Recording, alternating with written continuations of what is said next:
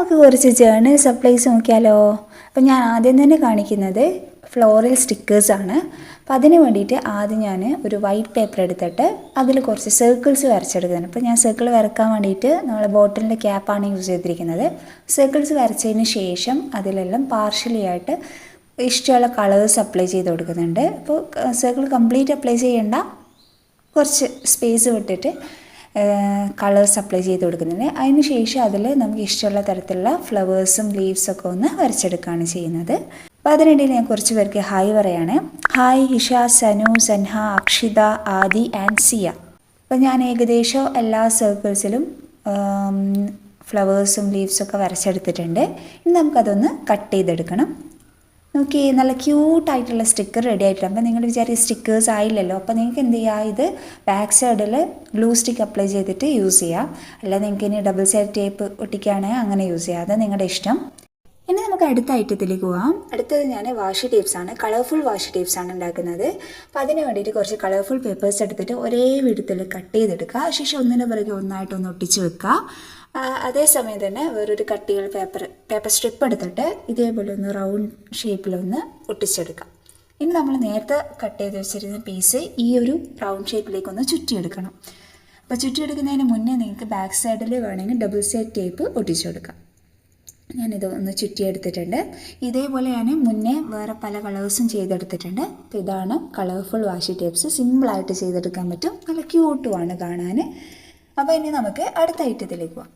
അടുത്തത് ഞാൻ ജേർണൽ കോഡ്സാണ് ചെയ്യുന്നത്. അപ്പോൾ അതിന് വേണ്ടിയിട്ട് ഒരു വൈറ്റ് പേപ്പർ എടുത്തിട്ട് അതിൽ കുറച്ച് ലൈൻസ് ഇട്ട് കൊടുക്കണം. അപ്പോൾ ഒരേ വിധത്തിലായിരിക്കണം ലൈൻസ് ഇട്ട് കൊടുക്കേണ്ടത്.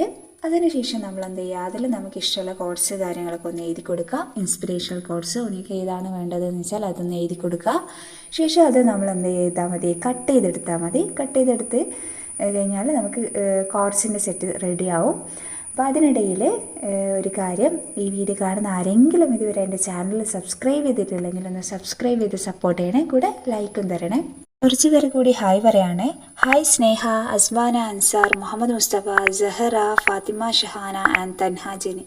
അടുത്തത് വീണ്ടും വാഷി ടേപ്സാണ്. നല്ല ക്യൂട്ടായിട്ടുള്ള വാഷി ടേപ്സാണ് ചെയ്തെടുക്കുന്നത്. അതിന് വേണ്ടിയിട്ട് ആദ്യം ഒരു വൈറ്റ് പേപ്പർ എടുത്തിട്ട് അതിൽ സെയിം വിധത്തിൽ കുറച്ച് ലൈൻസ് വരച്ചിടുന്നുണ്ട്. ശേഷം അതിലേക്ക് നമുക്ക് ഇഷ്ടമുള്ള ഡിസൈൻസ് വരച്ചെടുക്കുക. അപ്പോൾ മിനിമം 2 ലൈൻസിലെങ്കിലും നിങ്ങൾ സെയിം ഡിസൈൻ തന്നെ വരച്ചെടുക്കുക. അപ്പോൾ അങ്ങനെ ആകുമ്പോൾ നിങ്ങൾക്ക് കുറച്ച് ലെങ്ത്തുള്ള വാഷി ടേപ്സ് കിട്ടും. അപ്പോൾ അങ്ങനെ ഡിസൈൻസ് ഒക്കെ വരച്ച് കഴിഞ്ഞാൽ ബാക്ക് സൈഡിൽ നിങ്ങൾക്ക് ഡബിൾ സൈഡ് ടേപ്പ് ഒട്ടിച്ചു കൊടുക്കുക. അതല്ലെങ്കിൽ നിങ്ങൾക്ക് ഗ്ലൂ സ്റ്റിക്ക് അപ്ലൈ ചെയ്തൊന്ന് ട്രൈ ചെയ്യാൻ വെക്കാം, അത് നിങ്ങളുടെ ഇഷ്ടം.